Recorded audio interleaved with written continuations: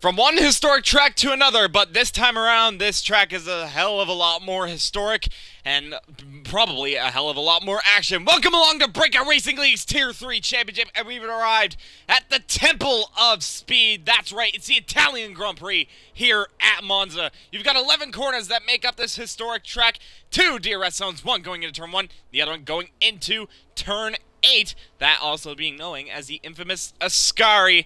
And we'll see what these drivers could do here in qualifying. Your host here is Minico, and alongside me is Groggy. Now, Groggy, we've seen a lot of races here in Breakout Racing League go either terribly right or terribly wrong in terms of action here in Monza.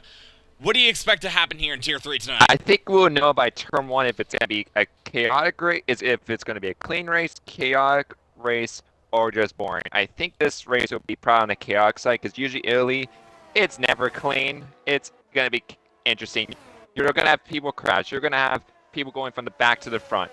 It's going to be all over the place. And especially now with the tire roll back, there's been a change this week with the game that now you're allowed a second set of mediums, second set of hards. You can have more forgiveness now if you have front wing damage. You can come back through the field. As I see Mayor Jug hit the wall into going into the second chicane. So yeah, this is going to be a very interesting race, especially being Tier 3.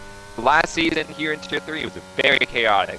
So we had a lot of safety cars and we had a late race pass for the win. So we'll see what happens tonight. Yeah, we'll definitely just have to wait and see. There's been a lot of changes in concern the past week, not only in terms of the regulations, as you said, with one set of extra mediums, but also the tire allocation is back as well. You can now select either a softer allocation where you get more like softs and mediums, or you have a harder allocation where you have more sets of the harder compound tire, that obviously being the hards and the mediums. As to what the drivers have picked, I'm not entirely sure, but it's interesting to see what will happen come the race. And another thing you'll also notice is the liveries that have had a massive change, as well as some of the chassis. They've had a massive update, but more on that in just a little bit. Let's go over through the Drivers' Championship, and right now it is still, as per usual, it is Gary that is leading the forefront by 75 points ahead of Underdog. He lost a little bit back in Zandvoort, but still a pretty comfortable gap. Underdog sits second and quite a ways away from Stig, who won the Dutch Grand Prix a week ago and moved himself up into third place, tied with Jordster. So a bit of an interesting battle there for P3 in the championship. Then in fifth, you've got Redeemer ahead of Echo. Koenigsegg jumping up a few positions following a podium last week and is ahead of Gert. Kieran and Quicktongue round out the top 10. In terms of the team's championship, well, same old. Mercedes leads the front ahead of AlphaTauri, but again, just like Gary did, Mercedes lost a little bit following last week. Alfa Romeo they're actually a full race week behind AlphaTauri now, but that could all change. We'll have to find out. Red Bull sits in fourth following their win last week ahead of McLaren. That's Alpine in sixth, ahead of Aston Martin. Williams eighth, and then it's Haas and Ferrari rounding out the 10 constructors. And going back over to what I mentioned before, the sports and the liveries update. We've had a massive change. And, I think needless to say, I like it. What do you think, Roger? I haven't played enough with it around that much because I just go on my Alpine. I will say the Alpine looks definitely a lot lighter. Also, by the way, Echo is probably going to get a penalty post-race because he just did a big no-no. I saw being on the inters on an out lap, which is a big no-no. So penalties come his way post-race. Not trying to be a snitch, but that was a big topic after last week's race and realistic of not going on the wet tires during qualifying. Yeah, that definitely is a big thing, and that's exactly what Echo's done. He's back on track now, though, and he's on the soft compound tires as stands at the moment. And meanwhile, Gary, currently on a lap, has a stands in the moment, and I bet he's trying to get used to a new-looking Mercedes, because if you look on board, you can immediately see a big change, because the Halo winglets have arrived back on the Mercedes, and I kind of missed it, to be perfectly honest. They're back, so very nice to see. You can see the rear wing as well on the Mercedes has been lowered, and a little bit more black carbon fiber, as well as the front wing getting a bit of a change as well. It's a lot higher up and also a little bit wider But yeah, Gary, championship leader, and he's getting used kind of to the Mercedes 8 that he has now, but it's still probably the same car that he drove a week ago. But it's still nice. I just like seeing these new liveries. Cause, well, liveries? Yeah, sure. Car these design new updates and liveries. Yeah, car designs. Like it makes things a lot nicer. And well, going on with nicer, I wasn't a fan of the car before, but I am now. The Aston Martin. Look at the change it's had. Let me pull it up.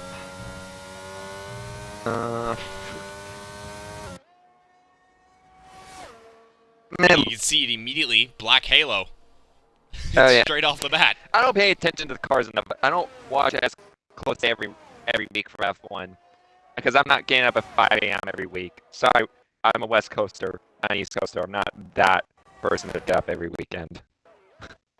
That's fair enough. I don't do it either. But yeah, the Aston Martin having a huge change, and well, Koenigsegg clearly liking those changes because he goes top of the session with a 120.6 as it stands at the moment. That is pole position by 2.5 tenths, I believe. Just over 2.5 tenths ahead of De Mayor Jug, who's reserving in the Williams.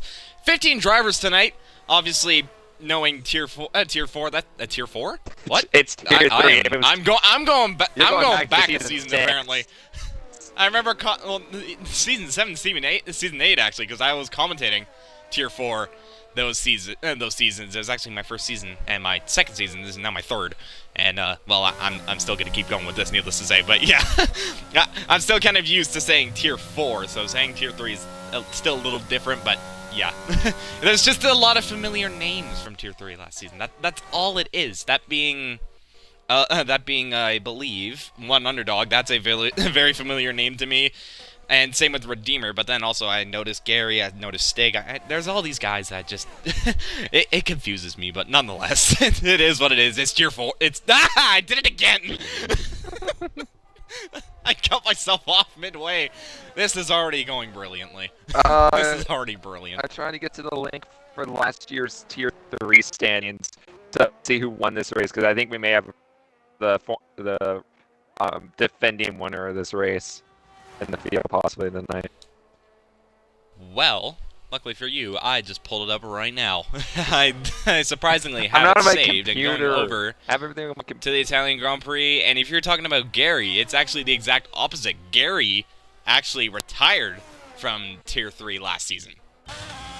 So he's probably going to want to have a bit of a change of fortune and try and actually finish the race. And hopefully, once again, on the podium, which, by the way, Gary's still having a really good record, I guess you could say, where every single race, apart from Austria and Netherlands, he's finished on the podium in every single race. So that is 9 out of 11, and, well, it could be 10 out of 12 or 9 out of 12. But needless to say, Gary has been a podium regular, to put it simply, and, well, it's clear to see he's too consistent. It's as simple as that, and, well, if the championship ends now, ends the same way it does, 75-point gap. You don't often see that. So Gary, he's on a run, to put it simply. Yes, and I think this would be his second title. I know we're a couple weeks away, but he was very good last season. He got robbed. I want to say everyone got robbed last season in Tier 3 because of silencer, which he should not have been in Tier 3. So he should have probably won the title, but he had some bad luck last season, so he's performing really well against a lot of the same drivers. You face a lot of the same... You don't always face the same competition after each season, but unlike Tier 3 this season, you have a lot of familiar drivers, so he's showing that he can compete with the best of the best of his tier season after season. Now, this is why he's in this position now. Can afford to have some not the best races and have that points cushion. So I think Gary's done a fantastic job, and we'll see how he does tonight and extend that cushion to hopefully lock up in about a couple races time.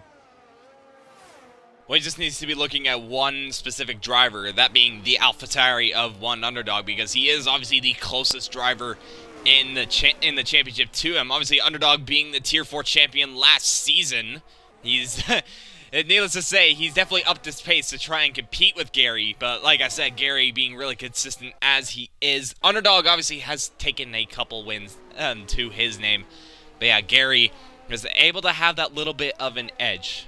And, well, it's clear to see. Going over to the chat real quick, and apparently Stig, when he was on a lap earlier, he ran out of fuel on the final corner. So, clearly someone didn't fuel enough. Well, he should be fueled enough now on his lap, so hopefully that's the case. Now going back to the tire roll, I don't think it'll affect this week that much. It's when we get into like Mexico, USA in a few weeks' time is when the whole tire roll will play an effect. Monza is pretty standard with strategy here. It's the fastest is medium hard, but you're most likely to be starting on softs just in case and go to mediums or hards to the end of the race. It's a pretty standard track for strategy. So, yeah, I think that's the strategy going into this race. Now, if it rains, oh boy, these drivers, it's one of the simpler tracks on rain, but for how little aero you have to run here, if it rains, they're going to be in for a tough challenge here. Especially if their rear wing is lower than their front wing, because then that car is going to be pretty loose, needless to say. By the way, well, before Stig went on to provisional pole with a 120.5, the gap between pole for a little bit was 3 milliseconds between Gary and Yordster. So already it's pretty close here in qualifying. And needless to say, I think it should be the same around the race, because not only is strategy pretty simple, but the main strategy is really just staying within the train. That elusive DRS train that you see pretty commonly in the midfield in actual Formula 1. And it's no different in any...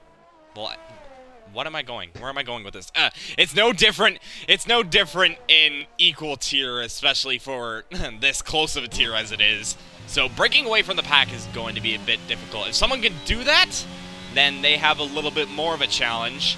That being that those with DRS, could they potentially catch up? So these drivers are really going to have to look in their rearview mirror as long as in front of them if they just want to stay within this position, because you really want to make the overtake on the last lap if you want to win the race with a DRS train. You got to be also careful with ERS management. You got because some drivers like to burn their ERS for no reason when they don't need to. Like if they're in the train, only use it to try to keep up. Some drivers will just burn it, and then have nothing left, and then they'll follow the train and lose about a half a second to a second a lap, depending on the pace of the race, if they lose that DRS train. So managing your ERS is crucial. Now, if you're trying to break out of 1 second range, you want to burn that battery, because once you break out of DRS range, you're going to be gaining a lot of time over your competitors and not fighting drivers around you. Yeah, it's just Monza. It may seem like a simple track, but in reality, it's pretty difficult, and it's evident to see. Redeemer, by the way, he went across the line. He went up to P5, just shy. Well, not just shy, but just under 2/10 now behind Stig. And well, if you look at the gaps from first down to 9th, they're all within 9/10 of each other, which is pretty close, needless to say. I say that, now it's increased to a second between 1st and 9th, because Demare Jug now goes on to provisional pole with a 120.3. Could we potentially see 19s? Well, I think we can see 19s. It's going to be a challenge. I don't know the lap times here at Italy. This whole game, I don't know what's fast in this game. I don't pay attention enough. Well, if you do a 19, I think you're pretty much set for Tier 3. Tier 2, I'm not entirely sure. Tier 1, I think, could easily be 18s. Probably. But yeah, if you can get into the 19s in this qualifying session, I think you're pretty much set to be easily top 2. Easily. So that's what their goal is, pretty much. Another thing with Monza is all the curbs. Yes, you have to, again, stick in the DRS chain, but you also got to be careful you have to be careful on the curbs and just survive the race, because Monza is one of the tracks. It may look simple, but it can bite you and grab you and take you out of the race. You have the second chicane. You can either lose a lot of time or just be completely out of the race in an instant. Even through the Lesmos, like Stig is going through right now. This track is easy, but it will bite you, and you'll be done. Ooh. I just saw a little bit of a close moment between the two Mercedes, Echo on a lap and Gary on an out lap. Might have been a bit of toe, but it was kind of coordinated a little bit odd, but Echo managing to clear him now. And, well, Echo's not had the best, but he's not had the worst of seasons, to put it simply. Obviously, he's helping Mercedes in the Constructors' Championship, and he's there in the Drivers. He has a pole position to his name and a podium. We'll see where he can go in this qualifying session. It was a big enough jump to put him up to P7, so that's Echo currently on the 4th row as it stands at the moment. His teammate is currently on the 2nd row. So once again, the Mercedes somewhat close, but somewhat not, because, well, if you look at the gap between Gary and Echo, it's around nearly half a second. So it's a bit lengthy, but once again, DRS train, Echo's still there. He's still there. Some drivers have different objectives. Some teammates want to work together and just think about the team and like what is best for them.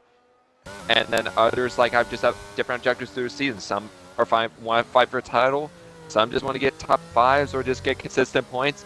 It depends on what pace you're at what's your pace in the tier and what you think is being realistic, what you think is your goal. Yeah, it really depends on the first race, really. That's where you really got to set yourself up in terms of your position and then kind of go from there. Obviously, some drivers definitely feel that they can fight at the front, and, well, that's clear because Stig, Gary, Jordster, Koenigsegg, quite a few guys know that they have the pace to be at the front. It's just a matter of being consistent. And like I said before, Gary has had the edge in terms of that because he's finished on the podium in every race bar 2, and he's finished in the top 6 and in the points every single race. So Gary has that consistency. That's why he's the championship leader. And, well, it's just something that not every driver has.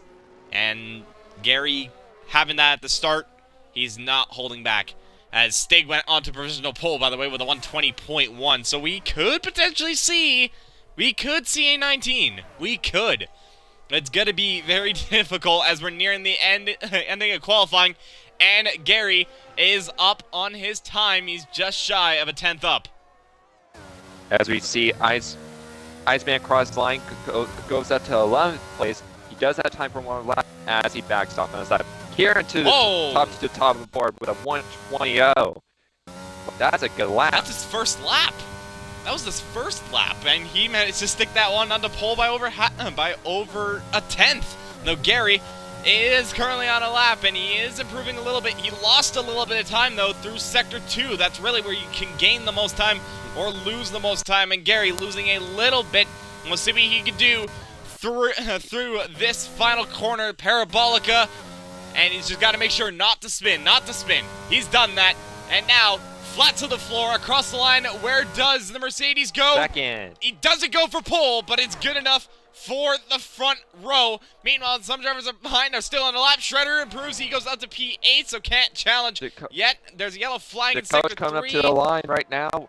We'll see what this is going to be. It is going to be P14 with a 121.9. Not the lap he was looking for. Next across the line, I think, is Quick Tongue. See what this is going to be. Stays 13th with a 20. Not an improvement. No. As Underdog's now going to come across the line in the other AlphaTauri. Where does he put that car? P11. That's the driver second in the championship. Did not get a good enough time to put himself in the top 10. So now he has a lot of work to do. And I believe already, just like that, that's nearing the end of qualifying. And it's Kieran. Sorry, not Gary. It's Kieran that takes pole position here at the Italian Grand Prix. And, well, he has a Ferrari engine. I guess you could say he did it his hometown, at least in terms of what's inside the car. But Kieran on pole position once again. Gary once more on the front row. The championship leader has a 8-9 place advantage over his championship run. And he's Underdog's in the danger zone. This is the place you do not want to be at Italy. You can get slammed into the back of or get turned in front of going into turn 1. So he is not going to be happy with that position and is at risk of getting into carnage here. he's really going to have to play it safe at the start of this race, as is really every other driver. Every driver's going to have to play it safe at the start of this race. Kieran is probably not going to want to play it safe, though, as he's going to try and bolt away as he's on pole position. Gary on the front row once again, and Gary still just not able to grab a pole position this season. I don't know how he hasn't, but he hasn't. Stig lines up third ahead of Demare, Jugneth, Koenigsegg fifth ahead of Yortzer, Redeemer, Shredder, Echo, Butters rounding out the top 10, Underdog, Gert, Iceman, Quicktongue, DeCoach, and Arabian Killerak unable to find a time to put himself into the top 10, but it's all to play for in the race. Well, we'll see what happens. Do they run formation up in this tier? Yeah, they do. They do run formation lap. So that is going to play a factor for sure. See who gets the lottery. Hopefully no one gets disqualified. We'll see who gets the lottery cold tires. Well, hopefully nobody, because that could be absolute carnage. Yes, that's the reason why tier 2, I don't think tier 1 runs formation laps since it's still broken. But tier 3 is we daring. do not know. It's daring. I mean, it's worked out, though, because there hasn't really been extremely chaotic moments at the start. So, I mean, it's worked out for them, but there have been some moments, but that's just down to drivers not being aware. But there hasn't really been any in terms of, oh, wheel spin, I'm going straight into a wall. Like, no, that's not the case. They've all been pretty good off the start. It's just a matter of going to the first corner. That's really going to be a factor. And, well, it doesn't, and, well, luckily for them, it's not raining. So, they don't have to worry about getting even more wheel spin. We'll see. Looking at the tires right now, no one going on softs looking at the race director. Seems like most of the field's going on mediums and a few hard runners are going on it. Some drivers trying to go long, some drivers just trying to go aggressive. We'll have to see when they go on the formation lap. And Sweller's saying in the chat that getting pole is overrated. Would you agree with that? So, say that again, I was not paying attention. Sweller said in the chat that getting pole here is overrated. Would you agree? Yes, it is, because I won a race here, Italy getting wrecked lap 1, and I come back to the front to win. So, you can do that here. So basically, yeah, it is overrated, but that depends on what you do off the start. It's basically what you're saying. It's sometimes a point, but sometimes it's just a lottery of what's going to happen. Well, hopefully somebody has a lottery ticket hoping for one driver to win, because you never know. Maybe they could win this race.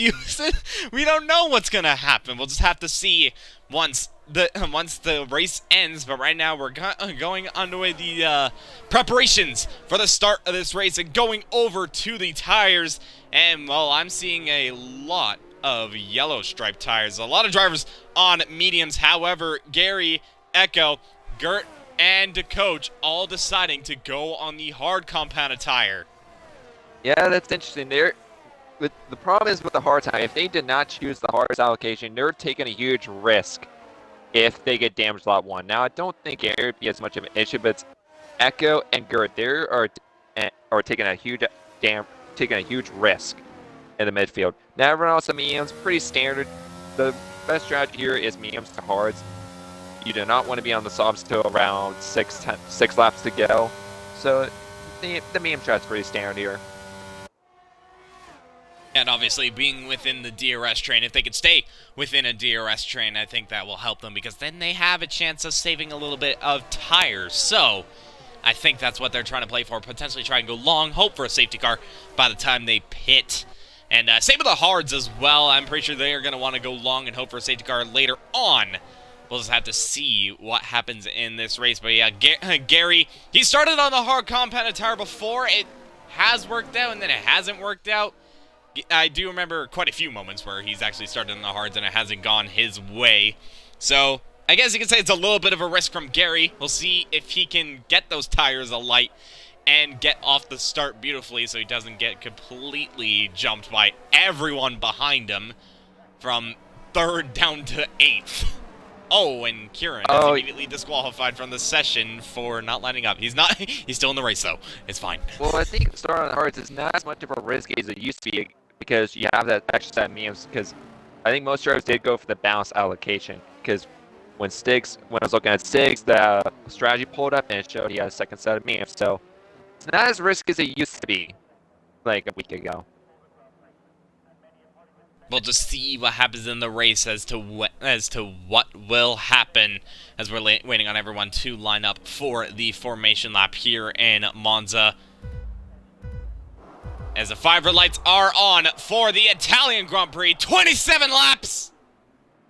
It's lights out, and away we go. Looks like a pretty good start there from the Haas, but it looks like Gary's actually challenging. He's got a brilliant start on the hard cut, but they're going wheel to wheel down into turn 1. Gary has the inside line. He's going to try and challenge for it, but this time Kieran has that inside line now into turn 2, but Gary round the outside, getting a lot of grip on those hards. He's got the start absolutely perfect, but he's still fighting for it. That is Echo into the gravel, exit of the first chicane. Not a great start for one Mercedes, but it's a brilliant start for the other. Gary takes the lead by the time they arrive to turn 4. Ahead of Kieran, ahead of Demare, Junk, then Stig, Yortster, the Shredder, Butters, Koenigsegg. There's a lot of switching back and forth between the two Alfa Romeos. Redeemer and Gert going at it. Redeemer getting ahead, and Underdog is trying to make a move on Iceman, but Iceman able to stay ahead of that AlphaTauri. And now the coach is trying to put pressure on Gert, but he gets a huge snap out of Lesmo too, and that has lost them 1 and 2 positions. And meanwhile, actually at the front, Kieran has immediately got back at Gary. Yes. Already a bit of a crazy start, but no damage by the looks of it. Really clean start. But all those hard runners that start on the hards, most of them have gone straight to the back. Oh, and then the Red Bulls around, stick around in Parabolica. That's early at Parabolica as well. I am not sure what's happened there, but he is now all the way down in 16th. Butter and Koenigsegg going side by side down the main straight. We'll see. Stig, Koenigsegg ahead. Butters on the outside. We'll see who will break later than the other. Going into turn 1. Butters gets ahead of Koenigsegg. Going out of the chicane. Oh, bit of contact there. There's more contact. That's an Alfa Romeo, and that's Iceman hitting the back of Koenigsegg. Koenigsegg's lost 2 positions as a result of it, and now Iceman is up into 7th. Underdog is up into 8th. The 2 Alfa Romeos swap again. And Echo going side by side, going into the second chicane. Echo gets in front of it, and Redeemer backs out. Yeah, Redeemer trying to play it safe, and he knows that Echo's trying to go for it. Meanwhile, Underdog has managed to clear ahead of Iceman. So once again, the championship rival for Gary making moves at the start of this race. He's up into 7th place now from 11th, so he's had a pretty good start. But as you said, the hard runners had a horrible getaway aside from Gary. Gary had those hard compounded tires warm enough to get a brilliant start, and he's able to hold on to 2nd place. However, he did lose the lead at the start, but he's still there. He's in that first train. The first is very, very marginal, though. The first train has left the station. The first 4 or 5 cars have broken away from the rest of the pack, as there's action going on in the back with Redeemer, Echo, and Stig and the coach. Stig and the coach going side by side, coming out of the Pale Bar, going down the main straight. We'll see what happens. The coach gets the move, but excuse me, the coach gets right behind Stig. Yep, Stig. Oh, then Gert goes off moving in turn 1. 14th. He cuts the shit, crosses the track down the escape road. Luckily, doesn't get a penalty for it, so he's good to go. I'm not entirely sure what's happened to the Alfa Romeo, but now he's been overtaken by Stig. Stig's now up to 13th, as there's a yellow flag. What's going on? Out of the second chicane. Oh, he did.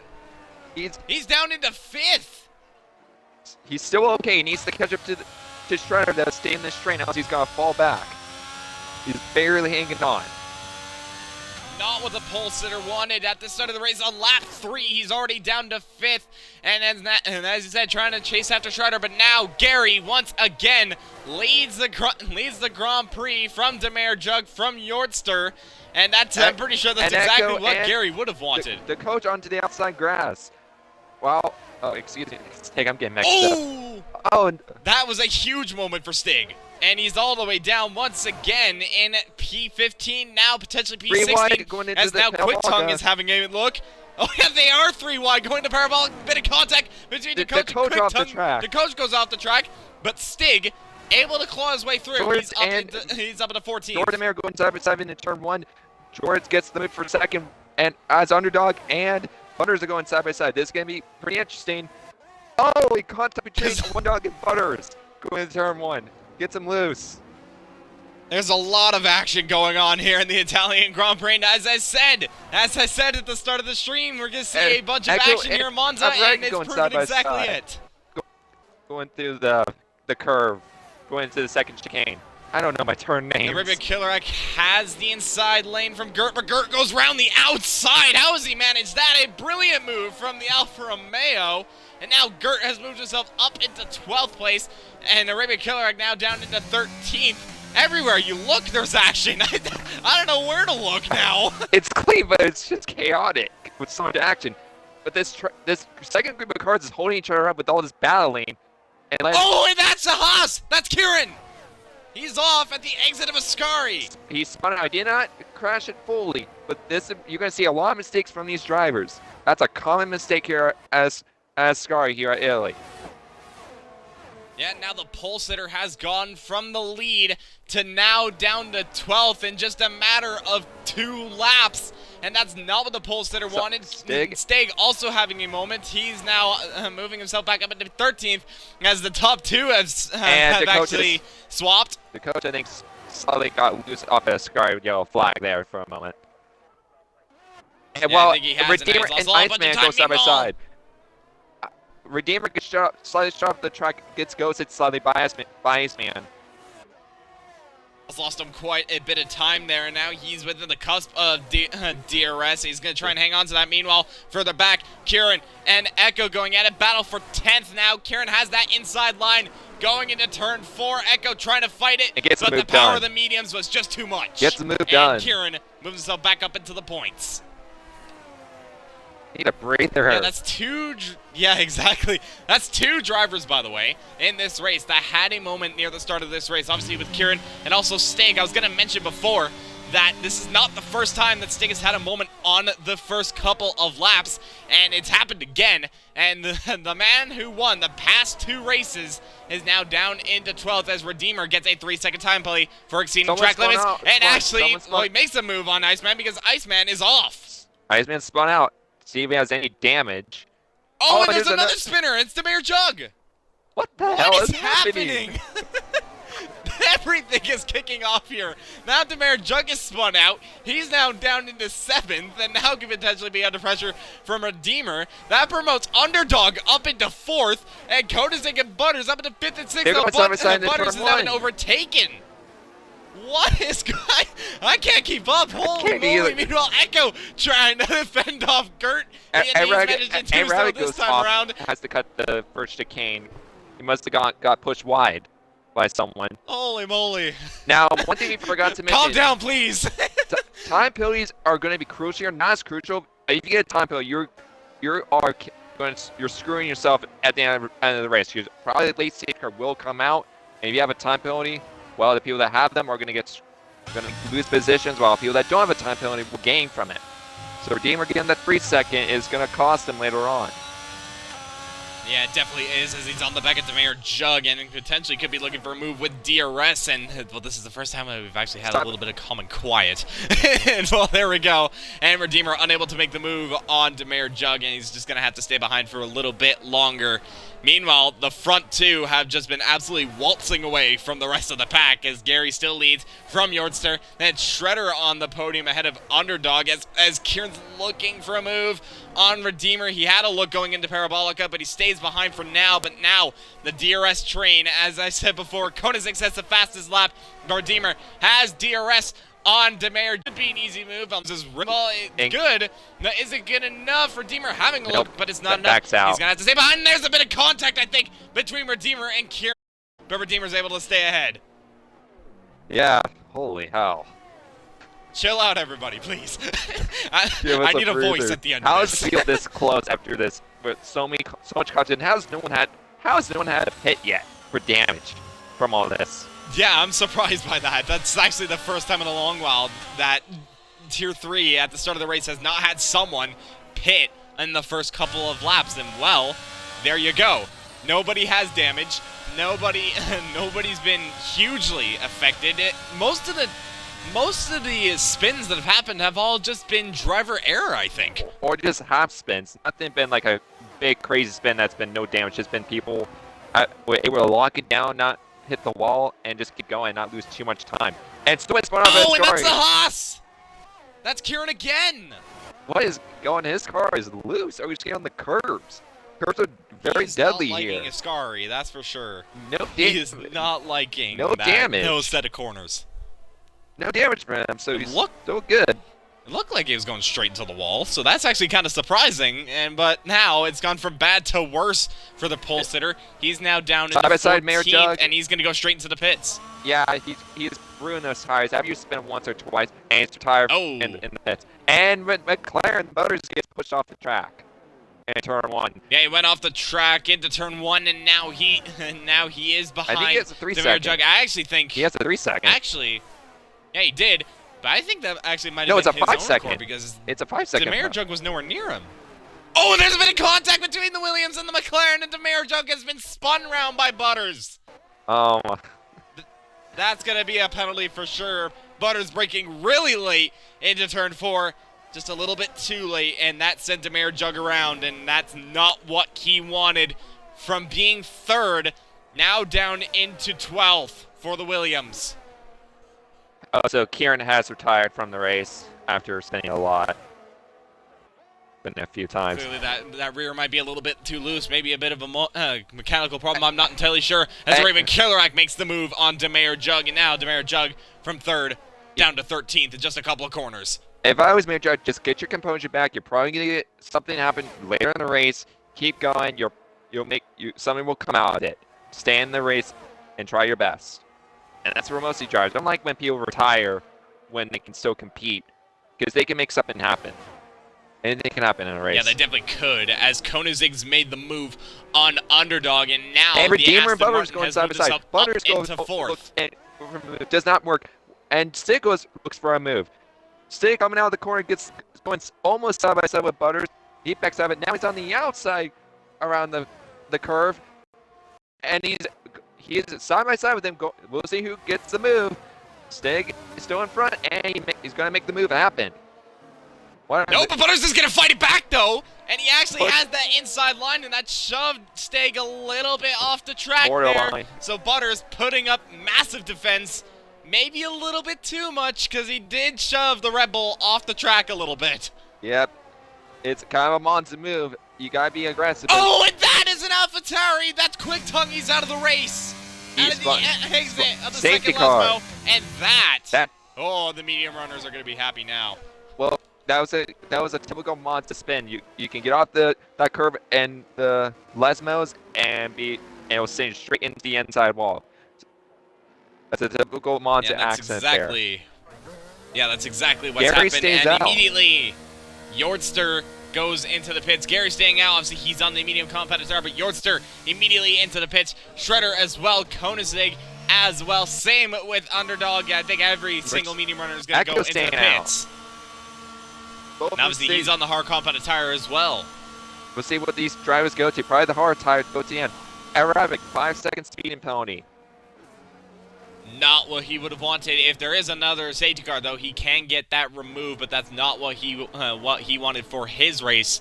And that is a 5-second time penalty added to his name. But the safety car is now out on lap 10 of this Grand Prix, and it's a Mercedes 1-2 as it stands at the moment. But in terms of pit deltas, it's technically Yordster that leads the race, barring there aren't any other safety cars. So I don't know. So the probably the reason they didn't pit is they're probably predicting they could go mediums to the end. It would be a stretch, but they could do it. But I think what they're hoping is another safety car comes out around in another 5-7 laps, which will make everyone have to come hit again for like softs or mediums, and they still keep their track position. Is what they're going to try to do. Because that's kind of what will happen in Italy. Is you get another safety car, but you will get another safety car, and some will stay out to gain that track position if they think they can keep up in the front. That's the beauty of strategy right there. That's simply as it is. It's a little bit of luck involved, and they're hoping for a little bit of luck in the midway point of this race to go on to those mediums, as you said. And Maverick saying hi in the chat. Hello, Maverick. How you doing, man? You don't often tune into a stream, so it's good to see you here for once. Now, if they don't get our safety car, they could get enough gap and clean air. But if they don't get the gap, then they're going to be stuck in all this traffic and could get risky and damage a spawn out or something happen. So it's a risky gamble doing this strategy. It definitely is risky, and especially knowing what was going on in the front. If you were looking at the delta between the front two, I don't know if you were, but I definitely was. The gap between Gary and Yortster was actually staying pretty level. It was staying around 1.2 seconds, so Yortster not within that DRS yet, but he was tantalizingly close. And now, with this safety car, obviously everyone's going to have DRS if they all stay exactly the same deltas as they are when everyone catches up. But now, Gary's going to be thinking about this a little bit because the closest driver to him, he was on the mediums, he pitted. Now he's in 4th. I'm pretty sure that's a lot closer than Gary would have wanted. And Jugs went off the track in turn 1, lost a few positions. I think what this will help. I think what's going to happen here is Echo's going to hold. I think Echo's not going to fight Gary because this is his teammate, and I think the coach is going to be the key to this because I think the coach. Now, if the coach is a good driver, he's not one of the fastest though. On old hards, I think he'll hold up this field and now create a gap for these top 4 to get away and create a gap from all these fresh hard runners, exception George because he's already in front. But I think, for the majority, I think that's going to be the key here. Look at the coach of what happens here. And not to mention, just look at all the hard runners that haven't pitted. That's I'm pretty sure that's why everyone's going to be looking at that being the top 3 and the coach in 5th. Safety car in this safety lap. car is in.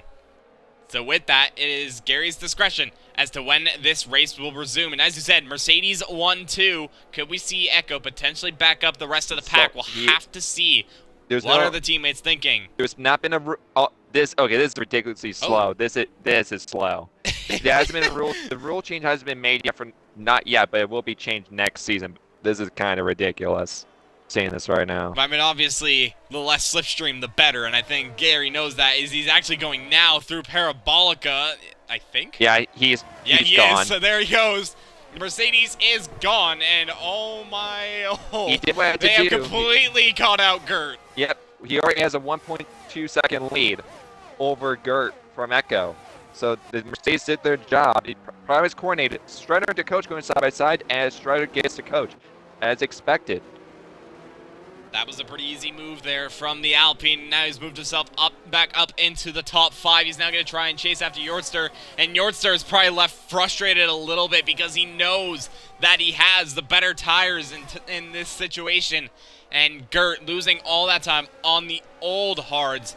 He's probably a little frustrated because he wants to catch up to Gary and Echo. He knows where he needs to be, and he's Mayor stuck. Jug He's and stuck Iceman where going he into the is. first Lesmo as Mayor gets Iceman. Yep, and he moves himself up into 13th. These two are actually quite a bit of ways away from the rest of the pack, but now with the Mayor Jug in front, he's going to try and catch up to the rest of these guys and get into that elusive DRS train. And right now, everybody probably has DRS as it stands at the moment, though that's going to change as Koenigsegg is really the closest car to another as he's closing in on the back end to coach down the straight, and he's actually going to look for a move around the outside of Parabolica unless he can clear the Red Bull by the time they get through, and indeed he does. Redeemer and Sig going side by sixth. side, going through Parabolica as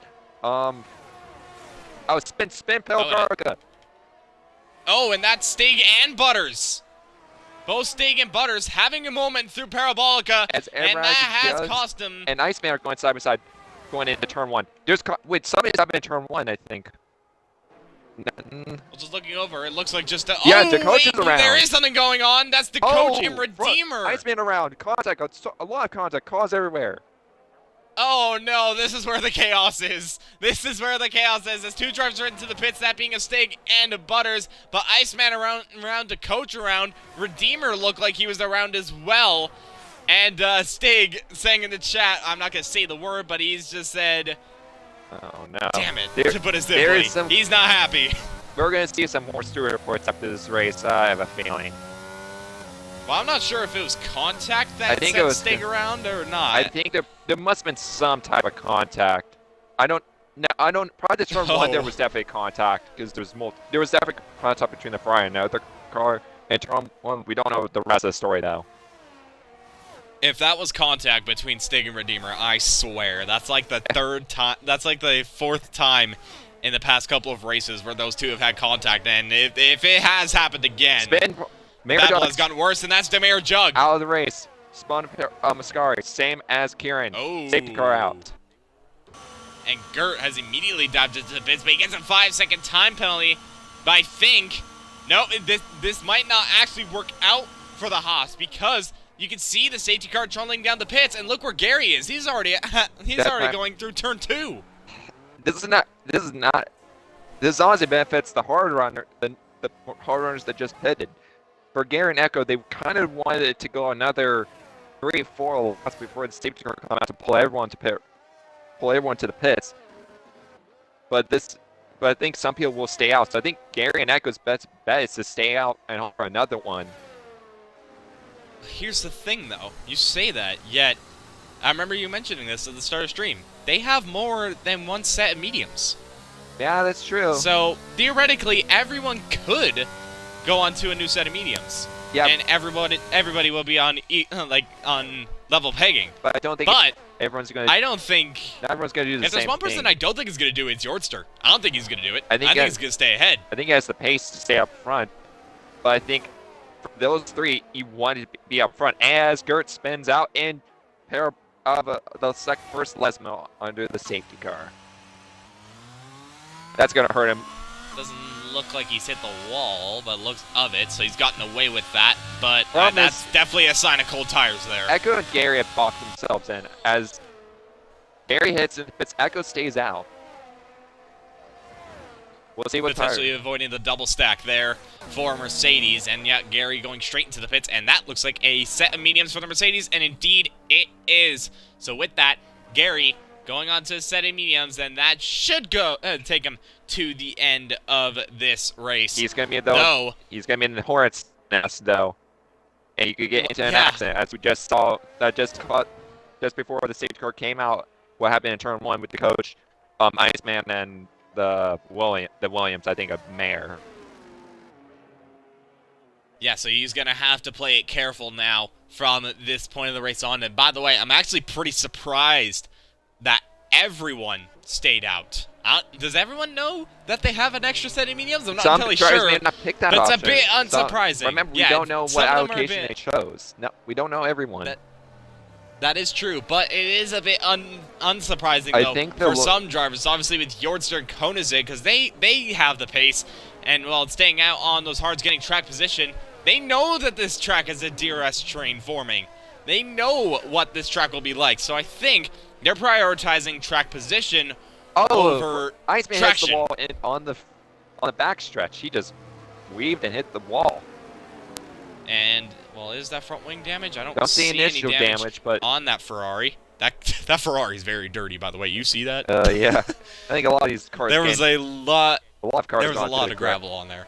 I think a lot of people have gone through the grass already. I think at least like 4 or 5 cars have gone off into the grass or something. And yeah, I mean, just look at that Ferrari. That's like the dirtiest Ferrari I've ever seen. Yes, it is. Oh, well, this race is.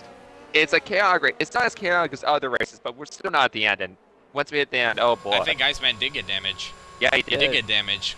Yeah. He's straight into the pits now, and that should be, I think, is that a set of mediums waiting for him? That is a set of mediums waiting for him, and a front wing change. So he has that 5-second time penalty. He'll be okay. So that is going to hurt him even more. He's only going to lose 1 spot with this, so he'll be okay. He didn't have... Wait. He must have not changed his wing. He probably didn't change his wing. He didn't, but I think maybe he was getting rid of that 5-second.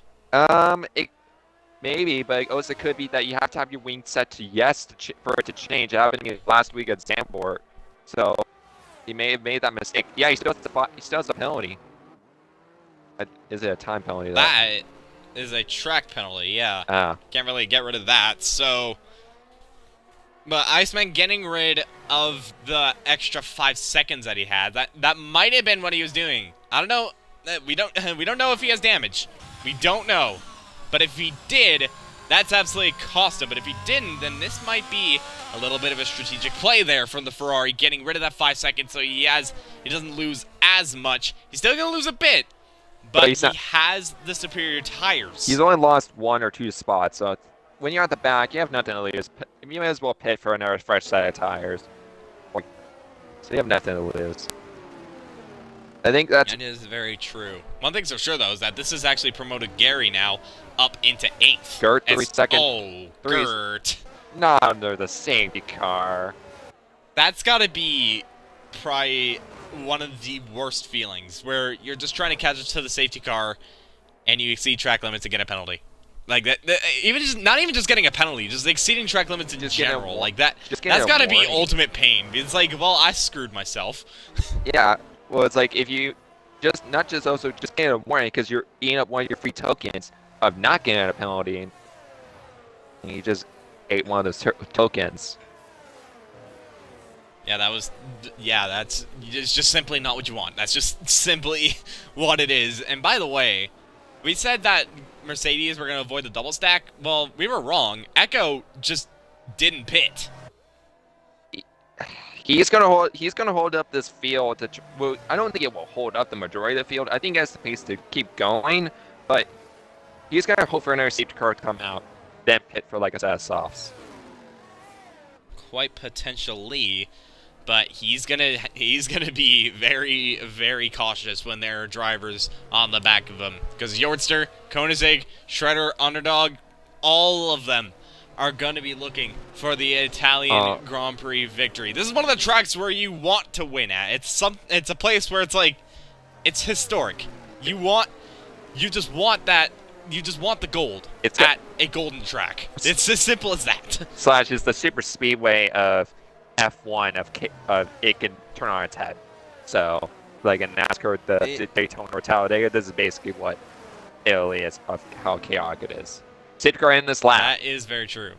Yep, safety car in. So now it is Echo's discretion as to when the drivers shall go racing once again. It's Echo from Yordster, from Koenigsegg, and Shredder, Underdog, rounding out the top 5. The championship leader, Gary, currently sits 8th. He's on the medium compounded tire. Iceman also on the medium compound of tire, as well as the coach, Gert, Sig, and Butters. So from 8th down to 13th, all on the mediums. And yeah, he's going very slow.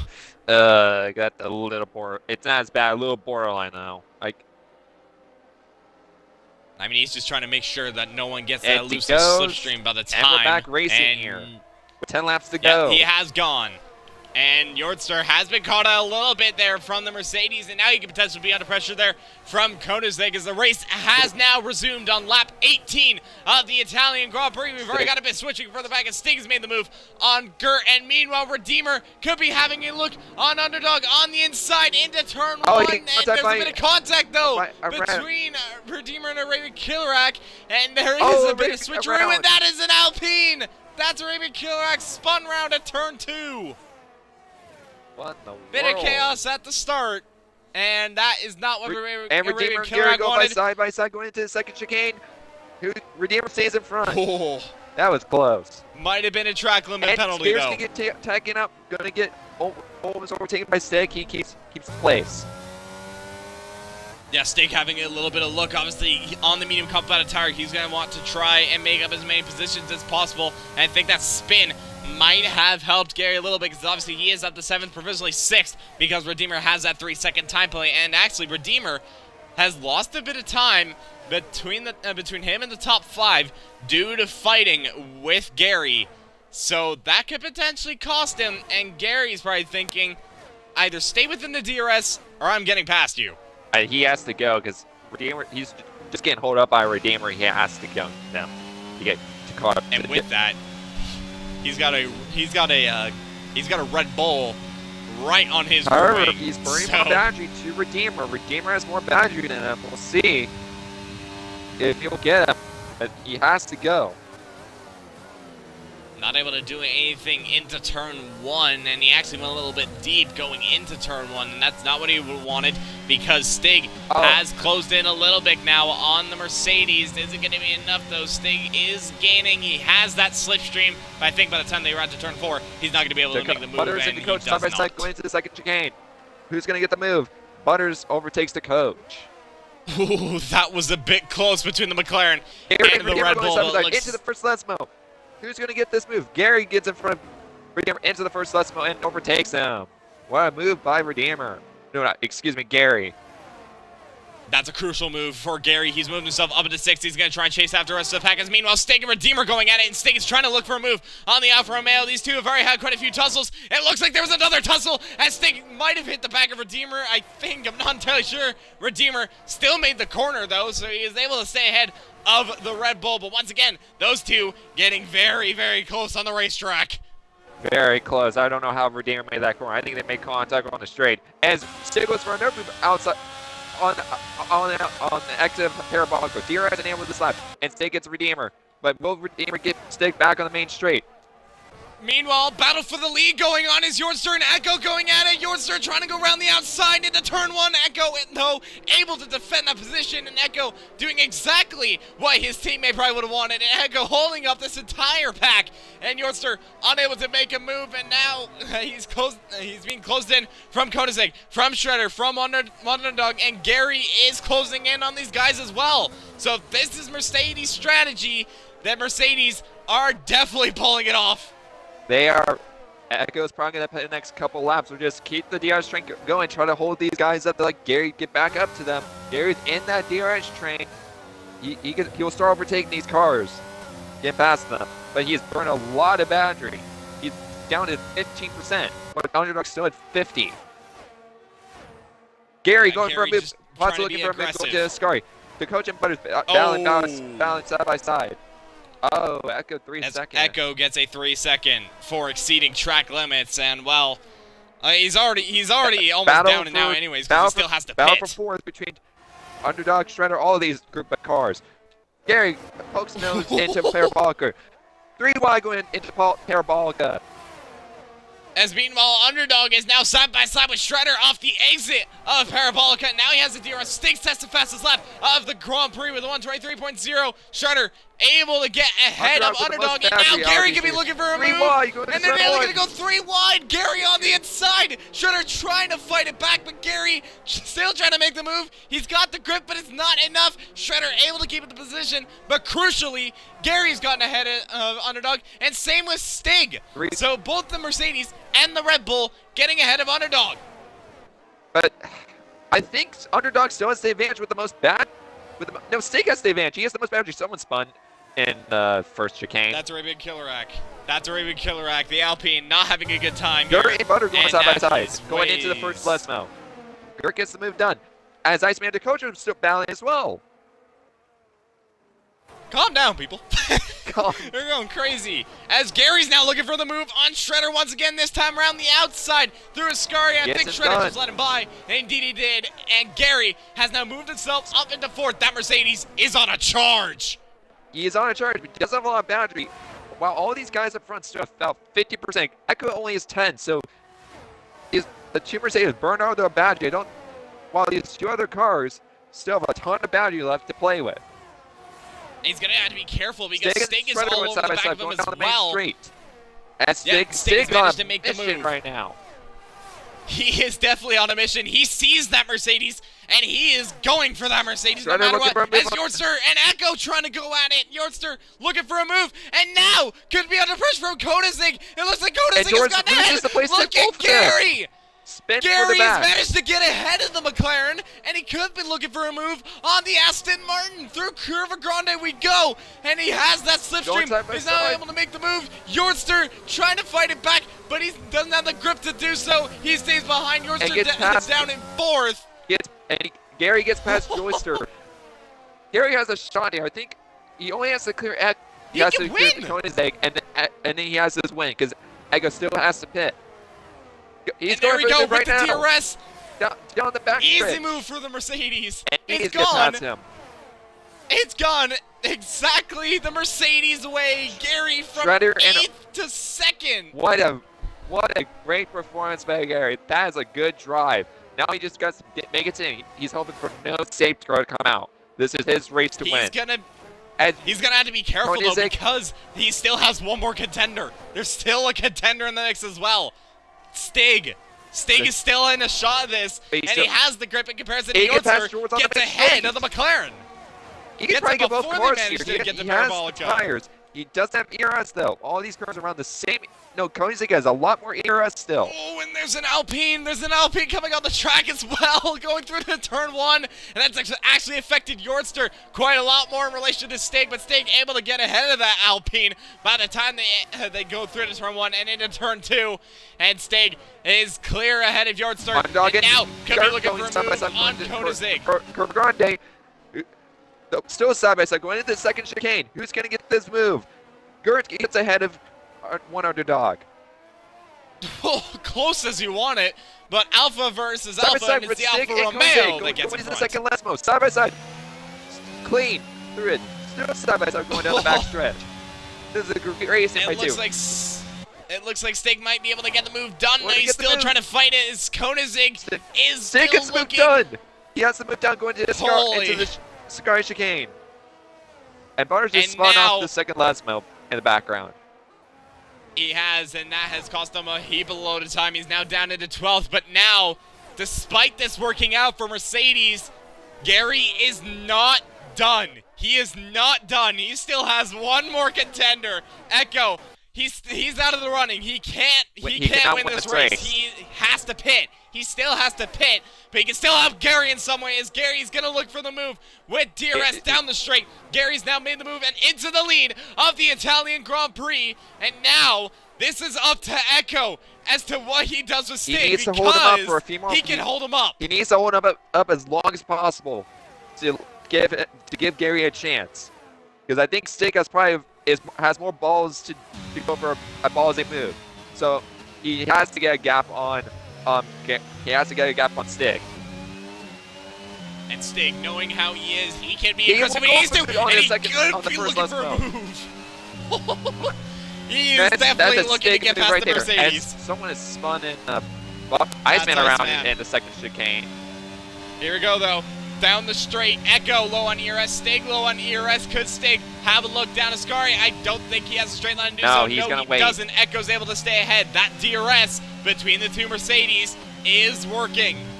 No, he's completely lost it now. And Stig, bit of contact between Stig and Echo. So close. Gets another 3 seconds. Stig knows he has to get past Echo, because he knows Echo. Down the inside! Into Parabolica! Oh, contact made! Contact made with the rear axle. There's a bit of contact! And shorts around into Parabolica. Right now. Holy hell. There's so much going on. As Echo's around us. No, he's in the pits. Echo's in the pits. Meanwhile, Koenigsegg and Stig going at it. Where's Koenigsegg come from? He is now looking for the move on. The Red Bull is on the inside into turn 1. But Stig able to get ahead by the time they go through turn 2. Stig has managed to hold off Koenigsegg. But with that, the gap between him and Gary is now into 1.6. Gary's out of that. Gary has managed to break that 1 second. If they just stop fighting, they could get some, but they keep fighting. Gary's just gonna run away with this. Oh, wait, hold on a minute. Where's Redeemer come from? Multiple He's people somehow on the back of these guys as well. 3 people spun out in the process of all the chaos. And we had Echo Pit, so the whole running order shifted. It definitely has. I am dumbfounded as to how we've managed to come to this point, but Gary leads once again on lap 25 of the Italian Grand Prix. And we will not have our safety car. We're within 3 laps, so this is it for the win. As Iceman's around again. Flag through Lesmo 2. That is the Ferrari of Iceman, and now he is outside of the points. And there's another one. That's Underdog. He spun out. That's the championship rival to Gary. Down in 8th now due to that spin, and that's not what he would have wanted. But Gary and Echo playing the ultimate team game somehow has bought him probably an easy chance to win the Italian Grand Prix. Will Redeemer go for the move in turn 1? He almost goes for it. But Koenigsegg is able to hold him off and is able to stay ahead and into third. The Redeemer is definitely out of this, that's for sure, because he has 6 seconds of time penalties, and that can actually put him under pressure from Shredder. He just got to stay within 3 seconds to keep fourth. Now, he could pressure Koenigsegg into a mistake and get third. This is not over yet, from what we have seen in this race. It definitely isn't. Let's look over at the penalties right now. Redeemer has 6.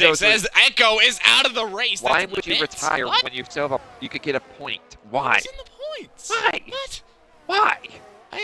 I don't understand. I don't understand this one. As now Iceman has now been put up into the points because of that. I'm not sure what that was. Like, I don't know.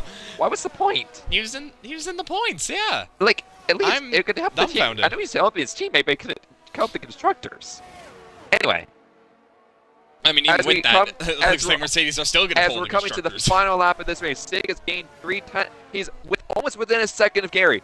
This may not be over. If Gary makes one mistake, Stig can win this race.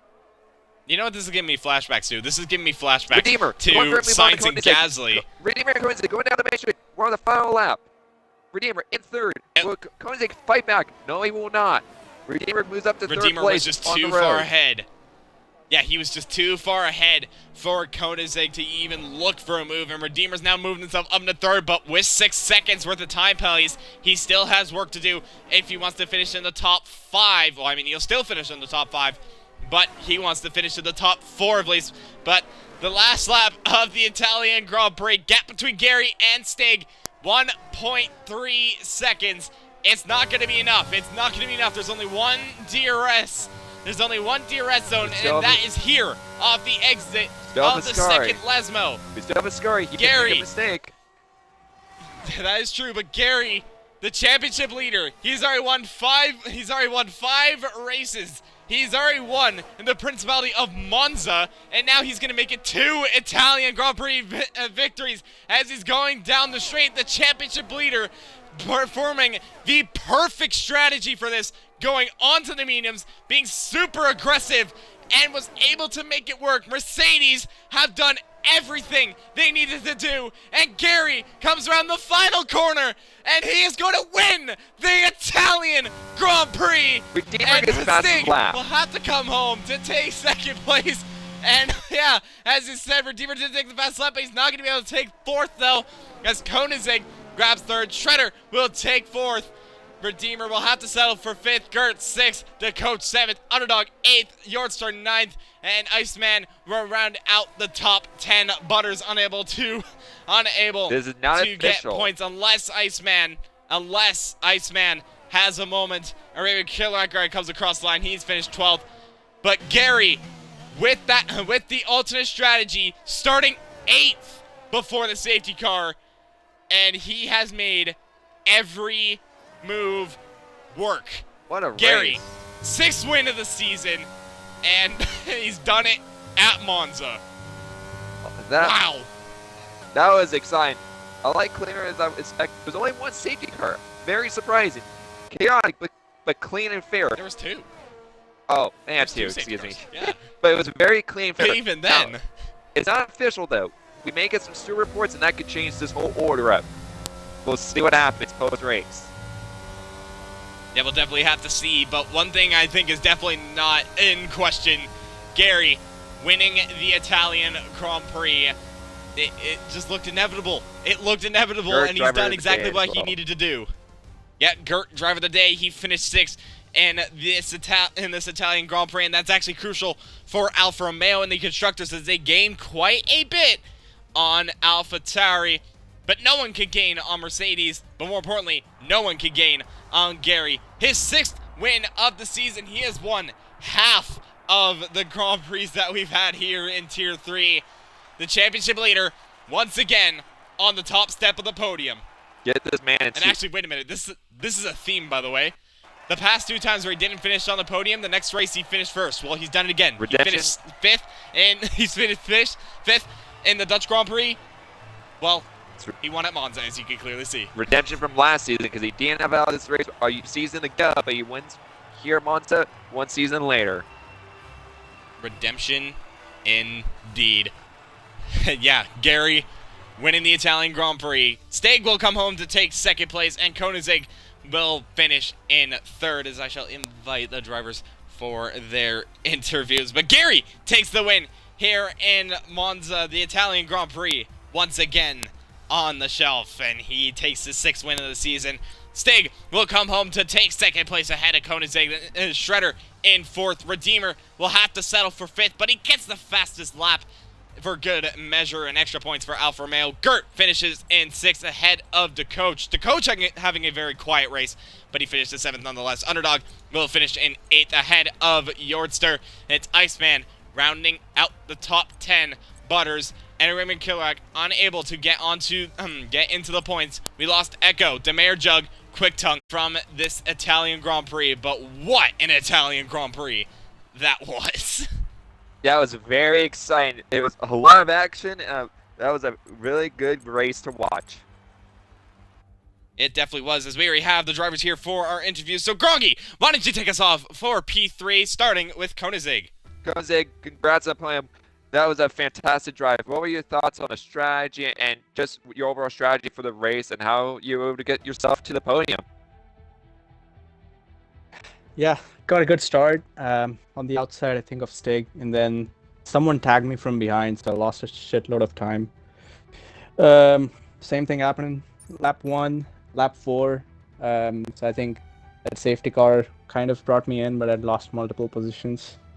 I think going on hards was the right strategy, but what Gary and Stig ended up doing in the second stop, I should have put on mediums. So kudos to them. Well done, Gary. Good win. Well, congrats on the podium and good drive here at Monza. It's a very hard track to get to stay up front. So good job on the podium, and hopefully your luck continues going into next week. Appreciate it. Well, with that, we'll quickly move over to the second place finisher here in the Italian Grand Prix. And Groggy, do you want to take this one as well? Yeah, Stig, what a drive with all your overtaking. I was amazed how you got up to second. Could have almost won the race. What was your thoughts when the second safety car came out, and just how you were able to just do that ballsy overtaking into all just the last knows all the overtaking you were doing and your strategy to get through the field? Yeah, I saw the safety car come out, and then I had stream open so I could see everybody. And I saw Gary pitted, and I was like, I was gonna stay out on softs and just try to push to the field, but I saw Gary pitted, so I was like, fuck, I'll go with him. That worked out. I think the only reason I was able to stay with Gary, and the reason why I caught him is because, I don't know who it was, but someone hit the coach and spun him.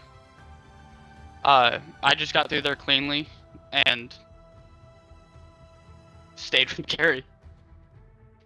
Oh, good. Well, congrats on the P2 at Monza. It was one of the best points you can get here on the F1 calendar, and one of the most deserving races to get one here. So congrats on the podium. Hopefully you do good next week at Japan.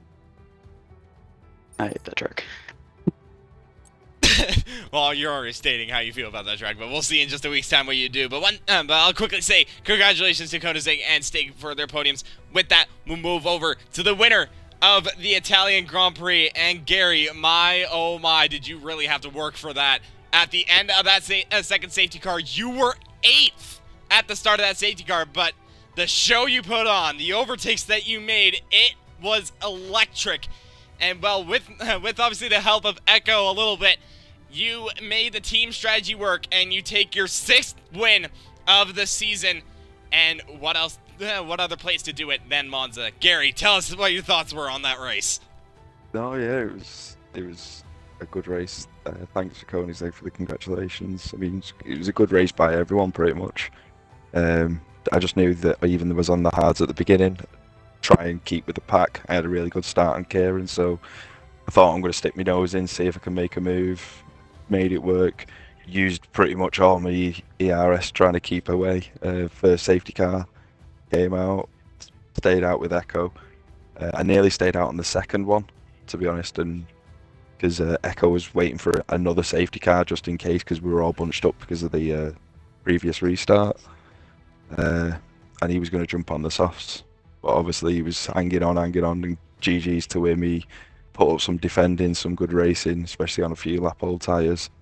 But yeah, he was waiting for a safety car that never came basically, and he was just put a bit too far back for comfort once he knew that he had to pit. So yeah, but apart from that, you know, it was a great race. Trying to keep Stig behind me basically with no ERS. It's a hard feat as always, but this week I managed it. Yeah, you definitely did manage that, and well, what a way to do it with the amount of overtakes that you that you made. And once again, congratulations to you on winning the Italian Grand Prix. And well, next week it's the Japanese Grand Prix in Suzuka, and well, this championship is coming ever so much closer. You won't win it next week, but what are your thoughts going into the Japanese Grand Prix? Japan's always a tough track anyway, for me at least. But it all depends on the weather again, so you never know what'll happen. It's another one of those signature, historic tracks on the calendar. So see what happens. Yeah, it's a great Yeah, we'll track. definitely just have to see. Yeah, we'll definitely just have to see in a week's time. Groggy, do you have any questions for Gary? No, I don't. That was a fantastic drive, Gary, and good job on the win and getting redemption from a season ago. Well deserved win. One of the best drives I've seen from you. So congrats. Thank you very much. I appreciate that. Thank you. And once again, congratulations to Stig and to Koenigsegg for their podiums in what was an ecstatic Italian Grand Prix. Honestly, I couldn't find a place to look. I couldn't find a place to look like that. That's what was going on in that race. There was action up and down, and well, you guys are in for a treat when you see the stream. But for Tier 3, that is going to be everything between me and Groggy. Be sure to tune in tomorrow, though, for Tier 1 and Tier 2 as they race around the Principality of Monza. It's going to be exciting, that's for sure, so be sure to tune in. And then on Sunday, you have got ACC. Once again, I need to keep up with the schedule. I don't know where they're racing at, but if you want to see some GT3 cars, be sure to tune into that. And then, next week, the Japanese Grand Prix, Suzuka. You never know what to expect there.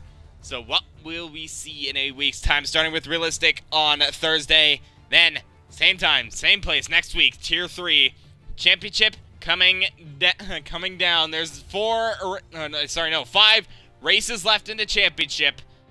What is going to happen in those last 5 races? But from Gogi and I, that is everything. Good day, good night. See you tomorrow for Tier